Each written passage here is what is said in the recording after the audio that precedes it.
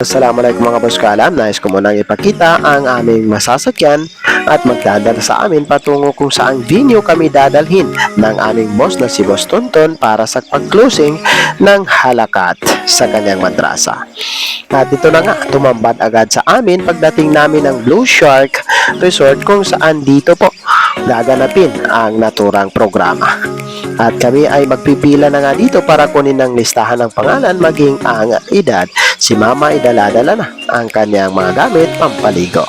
At nakahanda na sa ayos ang pagkakaupo ng mga bata habang ang aming boss ay mag-opening remarks challenge sa magulang at sa mga estudyante dito sa kanyang madrasa. At si Mama ay magsishow up ng kanyang talento na natutunan mula sa halakat at ito, lahat naman sila ay gumawa nito. Panghuling gawain nila ay pag-awit ng chorus para sa panghuling pagkakataon. At nakabang na rito ang mga pagkain kung saan dito na ay nagsasabing lantakan na niyo ako. At ako nga ang unang lumantak dito sa lugaw na may manok. Yummy yummy! Kain po tayo.